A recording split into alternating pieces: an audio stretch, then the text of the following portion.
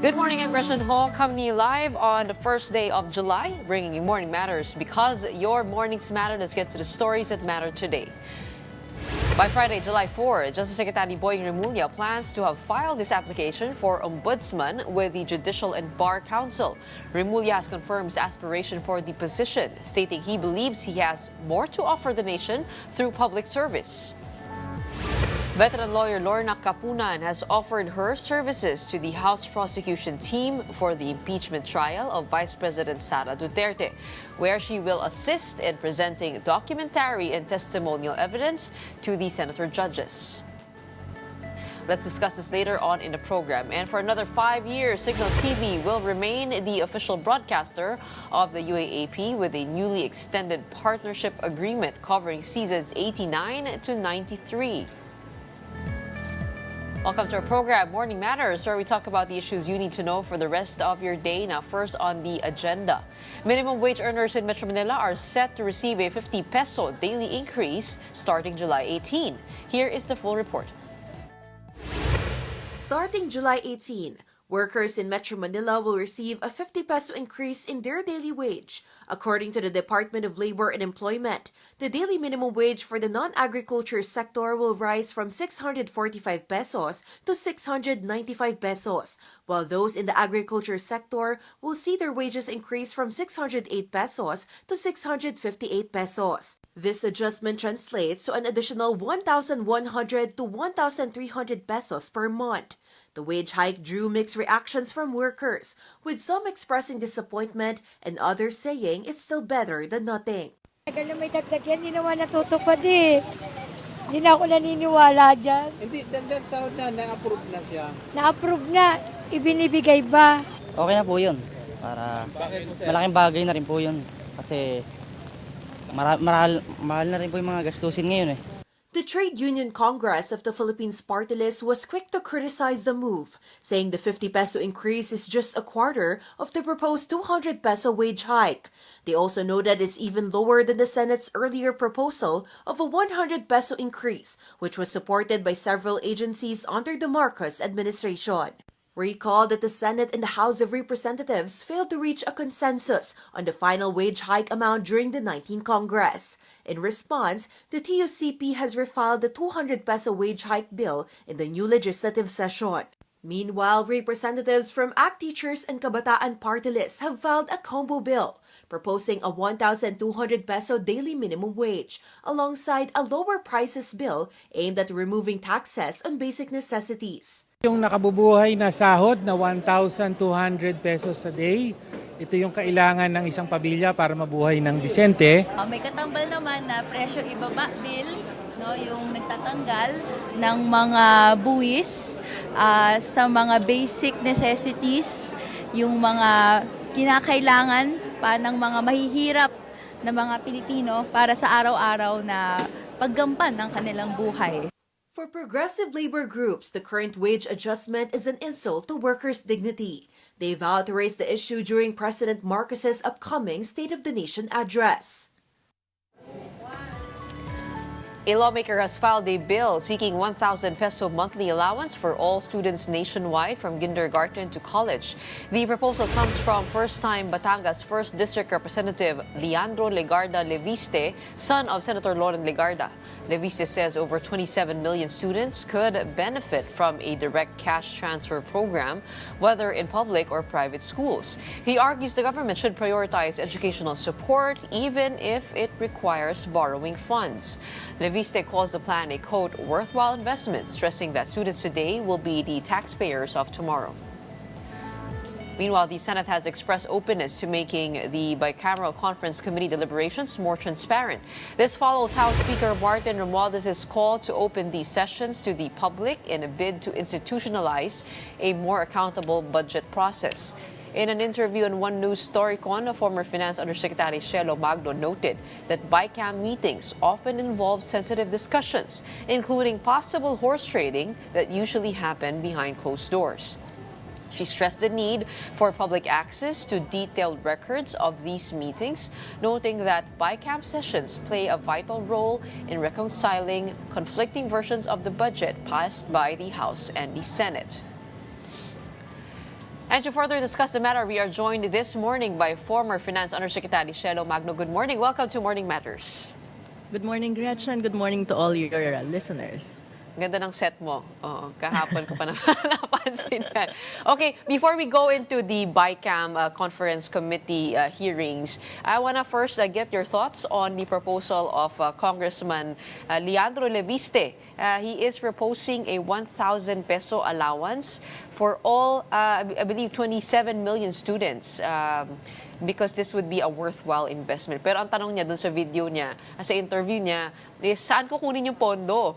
What are your thoughts on that?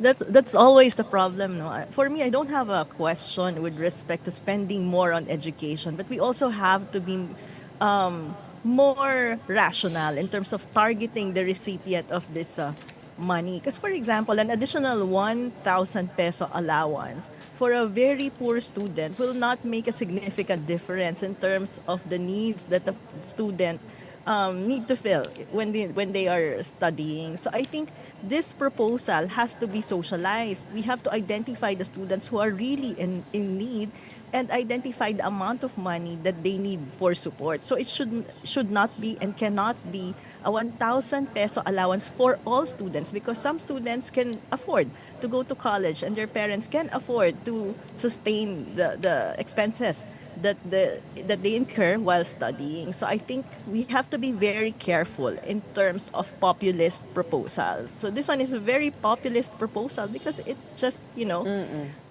gives 1,000 peso allowance to all students. So I agree, we need to give allowance, but especially to those students in need, especially in this situation where the government has significant budget deficit. And nabawasan pa yung education, ano? Yes. We need Pero, to prioritize oo. education, especially the primary and secondary. We need to spend more the infrastructure, teachers' allowance, etc., etc. This is a Pero good kung may idea, ganitong but kung may targeted. ganitong proposal, saan kaya kukuha ng budget? I mean, ngayon na naaprubahan na yung GAA, saan kukunin to possibly when it comes to, finding sources of funds? Yeah, actually, at the local government level, we have taxes that are specifically earmarked for education. So the national government and local government should have a conversation in terms of aligning the money that's available at the local government level and maybe talk about prioritizing specific needs of students. So it's not just monthly allowance, but really surveying at the local level what can local governments provide to students so that they can be encouraged to stay in school. Food. Some students go to school hungry, which affects their learning ability. Some students need the assistance, especially preschoolers, so that they can go to school and support their mental, physical, social development. So it will be good for national government to actually have a conversation and expand the role of local governments in providing assistance to our education sector. Let's go now to the budget. Now, this budget issue has drowned alongside the impeachment proceedings and also the Duterte arrest. So it's good that you are propping this up. The House Speaker has been one of those at the center of the budget talk, and he himself has said that he is open to making the bicameral conference more transparent for the public. But you also voiced concern regarding the horse trading. Are you for it? Or are you for a more conservative type of transparency? Yeah, actually, before the speaker responded, our group, me personally, posted a hashtag online, the Open BICAM Call. And we have been demanding government to make sure that the bicameral conference committee meetings, not just the budget, but all bicameral conference committee meetings of government when they're finalizing laws, should be public.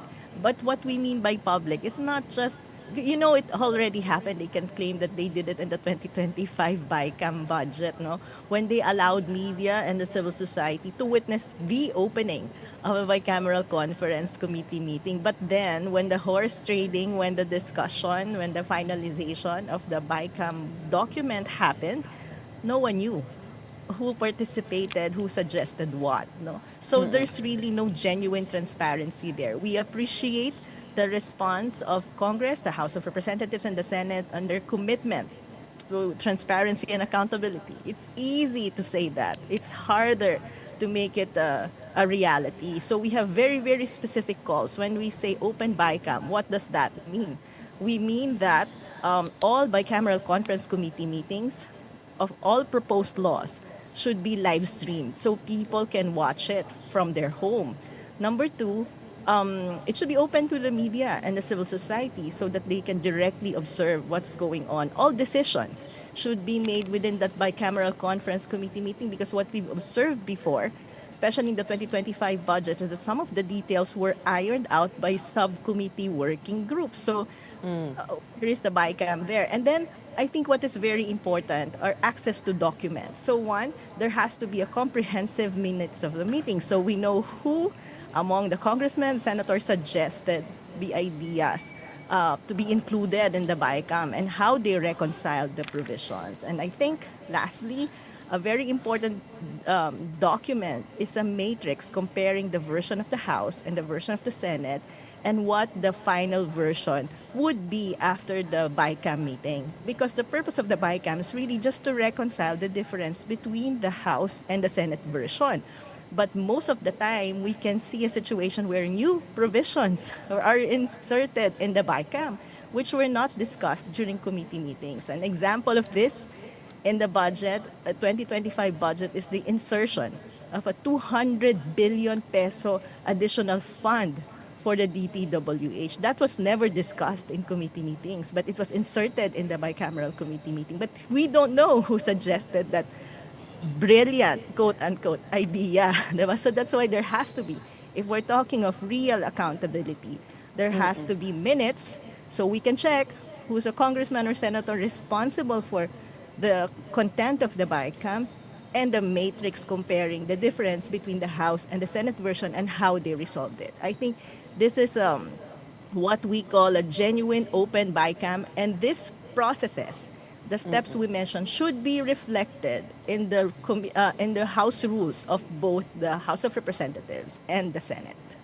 So sa ngayon, walang record at all that is available to the public. For the Wala. longest time that this has been happening. And a BICAM happens every time there is a bill that is passed in the House at the Senate. So each time, no, wala talagang record at all. Wala. Can you help us understand how the horse trading goes in the BICAM? I'll give you an example because, I've been an advocate of better regulation of the mining sector for a long time. So I have been monitoring policies related to mining. So this one is not related to the budget, but I want to give a concrete example of how it happened. So during the train law in 2017, there is this provision that the senators decided to include. They said, because in the mining sector, especially in the coal mining sector, coal mining companies do not pay taxes except for income tax.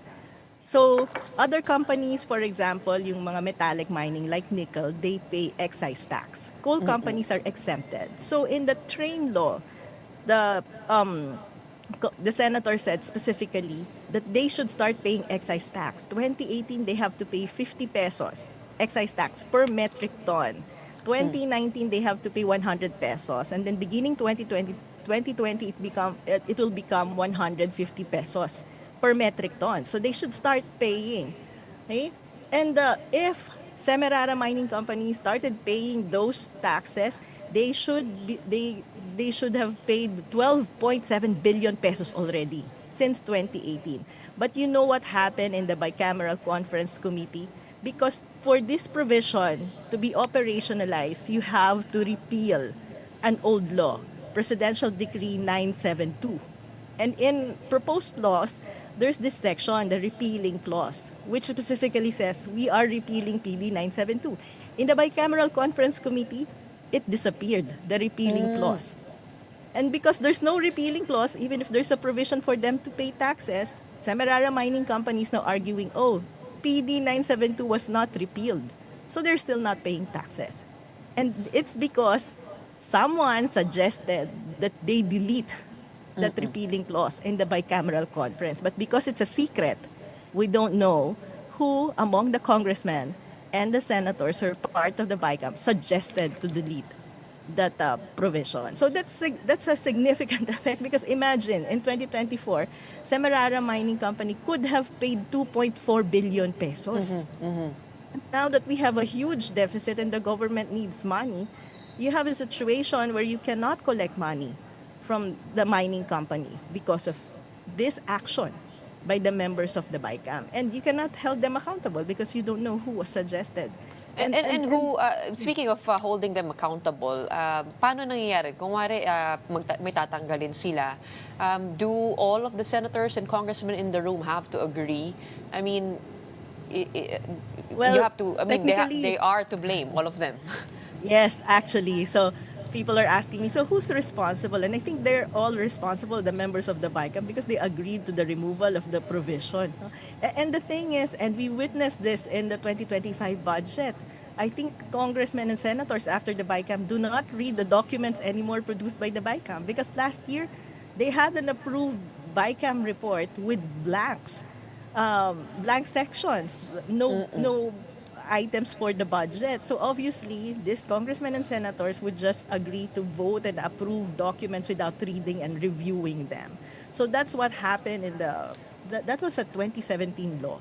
No, I can give more example, but this is how bad it is. Lack of accountability, opaqueness, and so imagine if you have interest groups lobbying, you only need to lobby the members of the BICAM to push for certain provisions, and because I don't know, they do not do a great staff work in terms of reviewing documents that come from the BICAM, then laws like this that favor certain interests are approved and turned into law. I want to talk about the blank items that was a huge issue with this budget. Is it clear now kung saan nag-appear yung mga blank line items na yan? Doon ba sa enrolled bill na doon ba sa BICAM report na ipinasa sa presidente or within the BICAM hearings?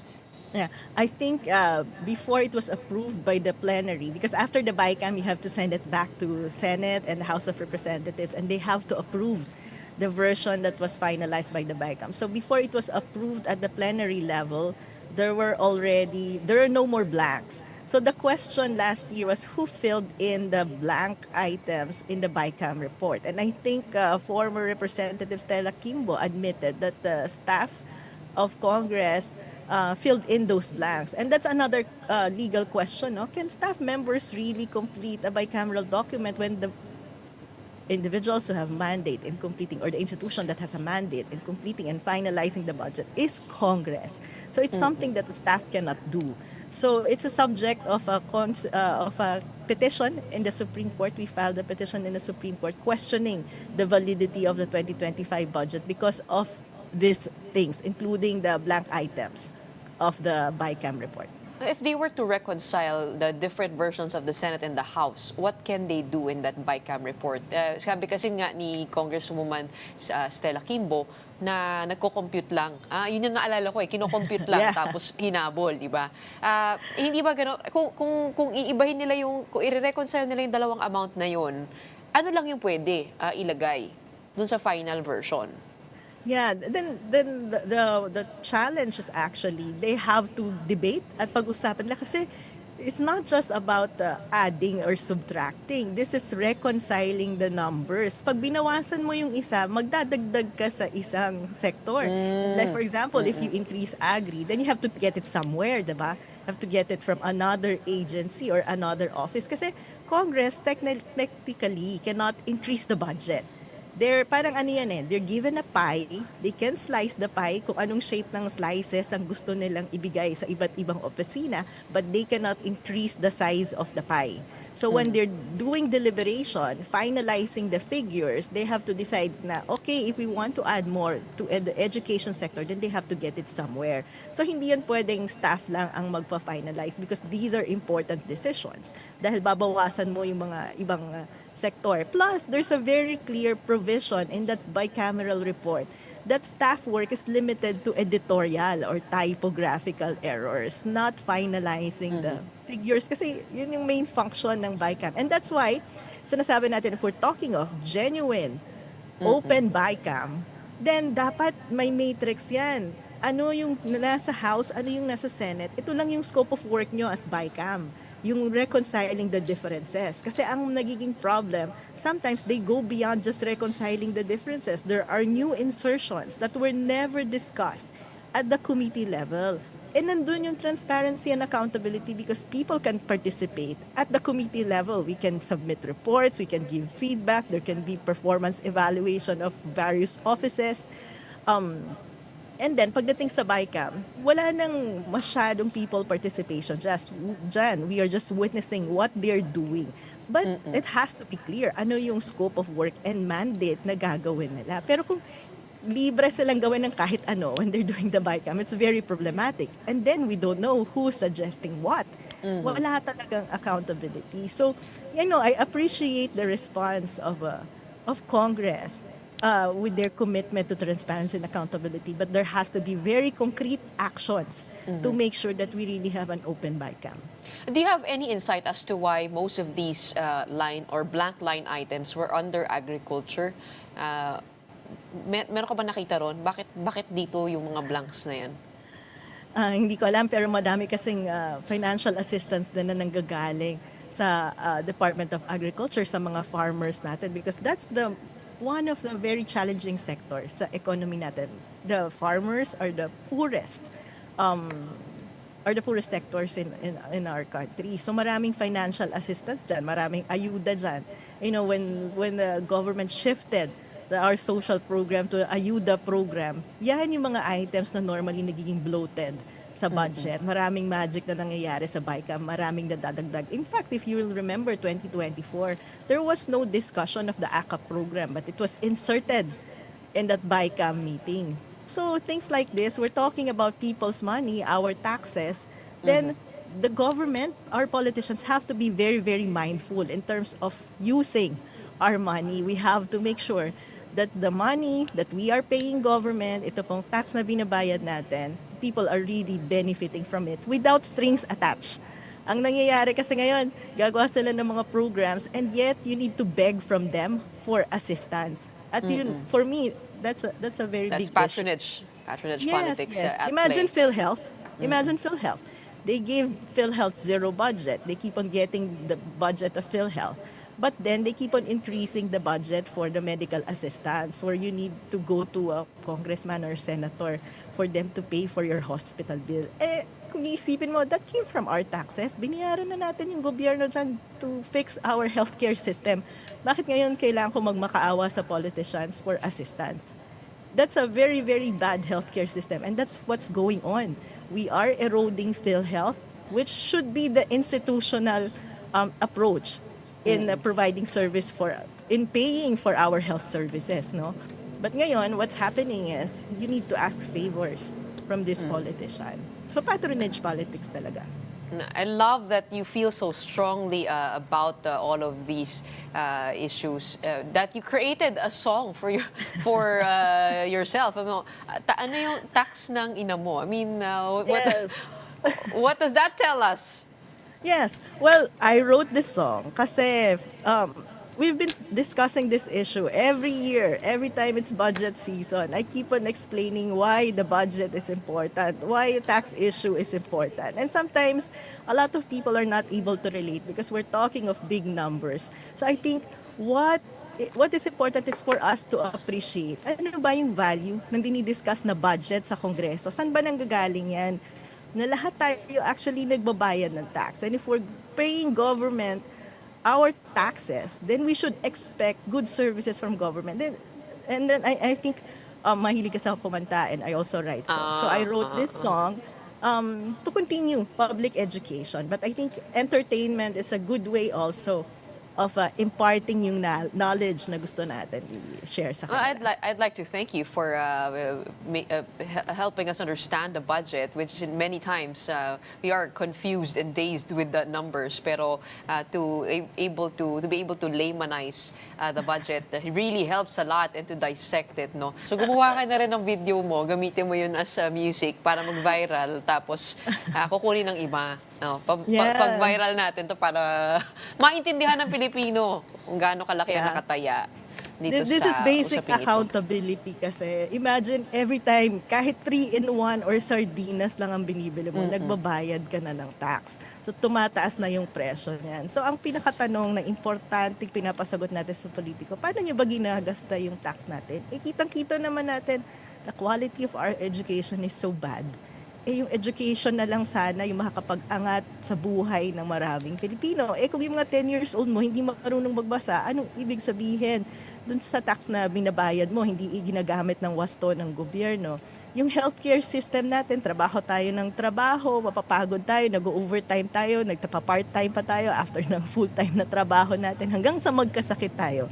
But when we get sick, tayo pa rin ang magbabayad ng hospitalisasyon natin unlike in other countries where there's a very good insurance system that will help us cover for our the situation when we get sick, no? Wala yun dito sa atin. And then we see them just giving dole out na wala namang contribution sa mas malawak na economic development. So parang ginigisa talaga tayo sa sarili nating mantika. And that's Siguro the theme of this kasi song. wala rin tayong ideya how a good government works. Yes. A government that works for its people. Yeah. So this has to be repeated again and again. People have to be reminded. And that's why I wrote that song. Well, good luck with your release. We hope it goes viral and educates a lot of Filipinos. But in the meantime, maraming salamat for explaining things to us and breaking it down. We have former Finance Undersecretary Shelo Magno. Thank you, Gretchen, and good morning to all. Don't go away. We'll be back with more stories right after a short break.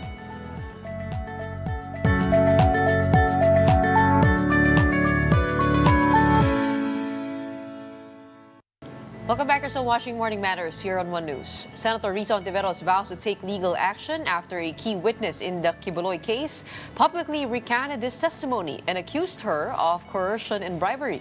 Here's the report. Senator Risa Hontiveros plans to file cases after former Senate witness Michael Murillo, also known as Rene, recanted his testimony against Pastor Apollo Kibuloy.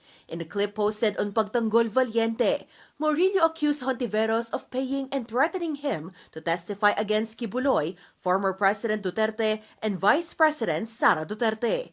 Hontiveros denied the claims and showed screenshots of Murillo initially volunteering as a witness and even asking her office for financial help. According to her, Murillo emailed her office in December 2023 expressing his willingness to testify against Kibuloy. She also said Murillo followed up multiple times after his initial message. Nasaan dyan ang pinilit? Muli, siya ang una at paulit-ulit na lumapit. Sinungaling na nga, nang haharas pa. Michael exposed people who trusted the Senate with their stories. And these are people who were already afraid. Now they are in danger. Again, yan ang talagang kinagagalit ko.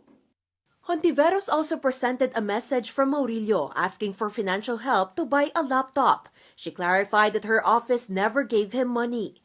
Just this June, Hontiveros said Murillo told her office he had been kidnapped and was being held in Glory Mountain. Her camp reported the matter to Davao Police. But before action could be taken, Murillo's recantation video went viral. Hontiveros does not yet know who is behind the video, but believes it strengthens the findings of the Senate Committee on Women and Children. Sinabi for one ni Attorney Torreon na hindi daw sila. So sino hanggang ngayon? Wala pang nagkiklaim ng authorship nitong magaling na video nila ng panay fake news naman. Bakit ayaw nilang aminin o angkinin? Dahil di tulad nga namin na kompleto ang mga resibo, lalo lang lumalakas yung findings at recommendations ng aming investigasyon laban kay Apollo Kibuloy at sa KOJC. At muli, hindi lamang si Michael ang testigo, ni hindi siya ang star witness. At yung iba sa 13 pang witness na iyon ay nag-reach out na sa opisina ko para sabihing handa nilang patunayan. Sabihin muli na sila'y nagtestigo ng malaya at hindi sila binayaran. Hontiveros plans to file a case with the NBI on Wednesday against those who distributed the video, including Murillo. Her camp is also considering filing criminal charges. To those behind this, you don't scare us, but you should be scared of the truth. Justice Secretary Boying Remulla has confirmed his intention to apply as the next ombudsman. In an interview, Remulla said he plans to file his application before the Judicial and Bar Council by Friday, July 4. He believes he still has much to offer in public service and wants to contribute by taking on a new role. Remulla is seeking to succeed Ombudsman Samuel Martires, who will retire on July 27. Mag-a-apply pa lang ako. I'm submitting my application by Friday, before Friday. Wala. I think that I have a lot to offer there. Stay tuned. Morning Matters will be back after a quick break.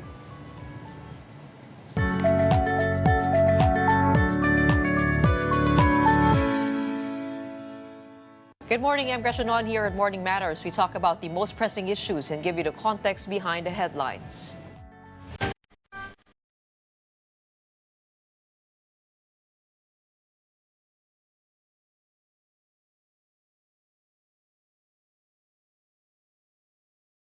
Veteran lawyer Lorna Capunan has volunteered to aid the House prosecution team in the impeachment trial of Vice President Sara Duterte. Capunan will assist in the presentation of documentary and testimonial evidence before senator judges. The 73-year-old lawyer has over 4 decades of legal experience. The House's 11-member team is led by Minority Leader Marcelino Libanan and includes lawyers Shel Jokno and Laila De Lima. Meantime, the Senate is expected to convene as an impeachment court on July 29. Let's talk about her involvement in Vice President Duterte's trial. We have on the show this morning veteran lawyer Lorna Capunan. Welcome to Morning Matters. Good morning to you and to all our viewers and listeners in Morning Matters. Okay, Attorney, in one of our sister programs, sa Totoo Lang, you clarified that you are not an official private prosecutor yet. So what is your role right now? Well, there are many of us legal experts who have assisted.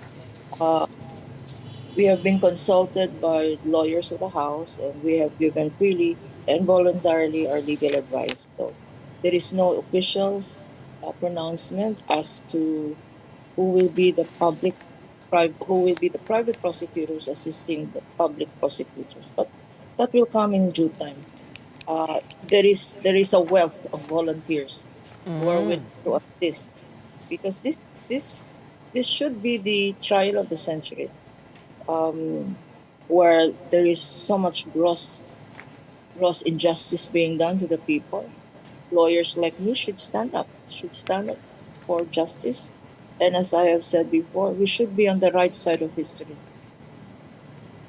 Provided a trial does happen, a motion to dismiss was submitted by the Vice President's defense panel under an ad cautelam, or a conditional or cautious reply. What does it mean exactly when these two are bundled together? Yung ad cautelam and yung motion to dismiss. The motion ad cautelam, answer ad cautelam, what it means is it is with caution. What is happening here is that VP Sara does not want to submit to the jurisdiction of the impeachment court. And that's why, although she has been required to file an answer, she did file an answer ad cautelam, but ang laman ng answer ay puro grounds for dismissal of the impeachment case. No? So, parang it is a motion to dismiss in disguise as an answer. And she is asking for hearing on the affirmative defenses. So affirmative defenses niya, there are no new arguments, they're rehashed arguments. Yung issue ng 1-year ban, yung issue ng crossover, yung issue ng hindi namang continuing body and Senate, and many other legal issues. And that's why we lawyers have stepped in to give legal advice upon consultation by the House lawyers. How do you expect the Senate impeachment court to tackle this ad cautelam, because the spokesperson has said that this will be the first on the agenda, when the points raised by the Vice President are actually already before the Supreme Court. So paano kaya yung usapin na yun? Magtatagal po ba yun, or could it be resolved in one sitting? No, we precisely, we do not see where the Senate impeachment court, the Senate President is coming from. Because a hearing on a motion to dismiss is not a trial. Ang operative word sa rules of the Senate impeachment court and in the Constitution is to try and decide. Try and decide would mean a full-blown hearing on the evidence. In the order of trial, unang-unang magpe-present ang prosecution to present its evidence. After that, then it will be the defense. Now, there's due process there because the prosecution's witnesses and the documentary evidence can be subject of cross-examination questions and clarificatory questions by the defense of VP Sara and her team. So when it comes to how should the motion to dismiss be treated, then VP Sara should present it when it is her time to present evidence. Because sa pagbasa natin ng kanyang answer ad cautelam, walang evidence doon. Despite the Vice President's public announcement that she is willing to go to trial and to present a bloodbath of evidence. But the answer is this. The motion to dismiss betrays her lack of candor because wala namang sinabing ebidensya sa answer ad cautelam nor sa motion to dismiss. So, where is the evidence that she promised? In fact, lahat na ng allegations sa articles of impeachment, dininay niya. Ang inadmit lang niya yung personal circumstances niya. No? Her name, her address, and her position as Vice President. No? I've said before, parang she should deny na that she's Vice President because she does not act as if she's Vice President of the Republic. She's going around, she's gone 4 times in a month. She's gone abroad. And her mission is to destroy the stability of the administration, to destroy the trust of the people in the justice system. Is that what a vice president should do? That's not her job description, unless she already deems herself as the designated survivor, which she has claimed. You also mentioned the Vice President Defense Panel appealing for a hearing on affirmative defense. Ano po ibig sabihin nun? Kasi pag ginugal niyo po yung ibig sabihin nun, it would negate the plaintiff's claim even if the defendant's actions are admitted or proven. The defenses are presented in the defendant's answer to the initial complaint. Parang this is tackled especially if they are grounds for dismissal. Kumbaga parang tama po ba yung pagkakaintindi ko na this is the attempt to nullify the whole thing in the first place kahit na guilty o hindi guilty yung defendant? Ang sinasabi hearing on the affirmative defenses precisely parang continuation ito ng ginawa ng impeachment court nung 19th Congress, no? Pinagdebatihan yung motion to yung dismissal ng impeachment complaint by resolution initiated by Senator Judge Bato. When that didn't fly, nag-amendment. Yung amendment hindi rin napasa. So, ang nangyari dyan, it got whittled down to a resolution of the Senate Impeachment Court requiring 2 things from the House. No? Sa order nila, sabi nila, without dismissing or terminating the impeachment case, it ordered the House, number 1, to certify that all the requirements of the Constitution and the rules and the 1-year ban rule has been complied with. And secondly, that the 20th Congress, which started yesterday, should certify that it will continue with the impeachment complaint. No? So, ang mangyayari dito, ang pino-foresee natin is it will follow the same mode or the same strategy to delay hearing, trial and hearing and presentation of evidence forthwith because pag hearing on the affirmative defenses, uunahin nila sasabihin nila meron kaming prejudicial issue dito, which is the issue of jurisdiction. So kung they have the required number of votes, yun ang uunahin. Again, tatagal ang discussion dyan. Ano? There will be all sorts of opinions being weighed in. So, madidelay na naman ang trial. And the danger there is if there is enough votes. Kasi sa impeachment case, 2/3 vote ang kailangan to convict or to acquit.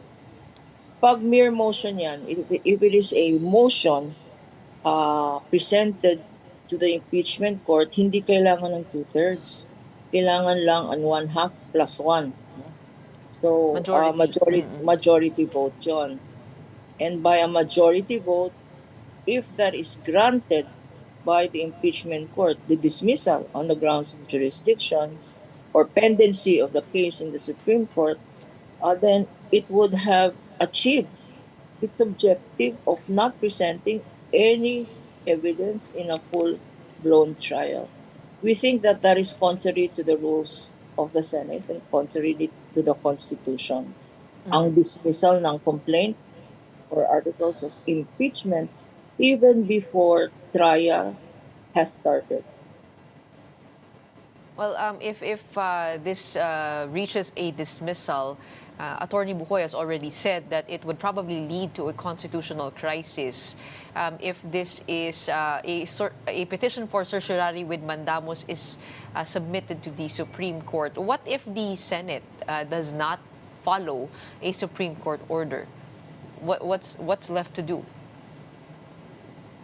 No, the Senate, we have three branches of government: the judiciary, the legislative, and the executive. And precisely, there is separation of powers to serve as check and balance. Now, when the Constitution says that it is the Senate which is the sole judge in an impeachment court, the Supreme Court cannot intervene. The Supreme Court cannot say, no, you cannot try the impeachment case. The only time that the Supreme Court can intervene under the Senate impeachment rules and under the Constitution is under what we call Rule 65 certiorari, when there is grave abuse of discretion. Pag wala namang grave abuse of discretion ng Senate acting as an impeachment court, hindi naman pwedeng i-dismiss outright or i-grant ng Supreme Court because that will be intruding into the exclusive power of the Senate impeachment court to try and decide cases. It would be as if the Supreme Court substituted the sole authority of the impeachment court. That should not happen, and knowing that we do have a rule of law, it will not happen that a constitutional crisis will result because we are a country that follows the rule of law. I am of the belief that the Supreme Court will not interfere and will not substitute its own judgment for the judgment of the impeachment court. Okay. Finally, you've seen the evidence, am I correct, that the prosecution team has? Yes, because it is the articles of impeachment tsaka yung mga annexes there, which is evidence, no? Evidentiary, is in the Senate website, no?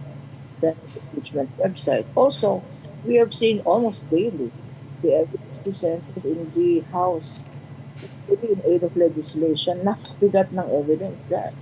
Inquiry on confidential funds, the inquiry on extrajudicial killings, the inquiry on the hiring of an assassin and threats against the President, the First Lady, and the Speaker, the inquiry on aliases and malversation of funds, on bribery, on acts of sedition. All of these have been presented on live TV. And we have assessed that evidence, and it really is very strong. Apart from blanket denial by the Vice President in her answer, motion to dismiss, she has presented zero evidence. So, in the balancing of evidence, I think if the senator judges exercise their political neutrality and are faithful to their oath to follow the Constitution and the applicable rules on impeachment, then I have no doubt that there will be a clear road to conviction. I guess the question is there anything that we haven't seen yet? Kasi nabanggit niyo po na lahat po ay na-present na sa live TV. Yes, well, I think that is why doon siguro natatakot ang Vice President. Because pag trial na yan, all the modes of discovery are available. Ano yung modes of discovery? Pwede magpasabina. You can subpoena her bank accounts, no? Because her salary does not reflect her bank accounts. There is a deliberate omission of how much money she has in the bank. That can be subpoenaed. They cannot hide under the bank secrecy laws because klaro sa batas na pag impeachment case yan, and it is an impeachment court that orders the production of documents, subpoena testificando and subpoena to produce documents, lalabas yan yung bank records ng Vice President acting as such, and also when she was mayor of Davao City and also when she was DepEd Secretary. That ayaw nilang palabas yan. Lalabas yan in a trial. The public prosecutors can also subpoena the names, the real names of these alleged recipients of confidential funds. No? So yung mga listahan yung sinertify ng Statistics Office na wala namang existing birth records yung mga nasa listahan. Because under the COA rules and the circulars, it is imperative that any government agency, and that includes the Vice President's office and the DepEd, should have the names of real people, Correct. real recipients of real money in a vault. Pwedeng isubpoena. Maraming pwedeng isubpoena yung mga seditious pronouncements niya. Yung position niya on the West Philippine Sea, no? That's seditious. When she says, even with her hand gesture, that she's going to decapitate the president, that's seditious. The fact she admitted publicly in her own interview, her own live interview, that he had already hired an assassin. Pwedeng isubpoena yan. Tama po. Oo. Attorney, it seems that there is a long road ahead and we are excited for the prospect of a trial and to see all of that. But I think there needs to be one thing hurdled first, which is yun nga yung ad cautelam ng Vice President. In the meantime, maraming salamat po, veteran lawyer Lorna Kapunan, joining us today on Morning Matters. Maraming salamat. Maraming rin salamat sa iyo. And now for the other side of things, we have Senate Impeachment Court spokesperson Attorney Reggie Tonggol here to break down the latest on Vice President Sara Duterte's impeachment case. Magandang umaga sa inyo, Attorney. Magandang umaga, Gretchen, and to all your televiewers. Kay Attorney, kayo po ang nagsabi na this will be first on the agenda, yung answer ad cautelam ng Vice Presidente. How is that conversation going to be? Magtatagal po ba yan? Because these are constitutional issues brought forth by the defense panel. The answer ad cautelam raises jurisdictional issues wherein it is consistent with a petition for certiorari filed by the Vice President Duterte. So I think the impeachment court would need to hurdle that issue first before the presentation of evidence. Because usually po sa mga trial courts, kapag nagpresenta ng mga ganyang question, ay inuuna po yan. Dahil na rin po kung nag-order po ang isang korte, at hindi po yun ay valido at wala pong jurisdiction yung isang korte, then lahat po ng action ng korte na yun ay may invalidate.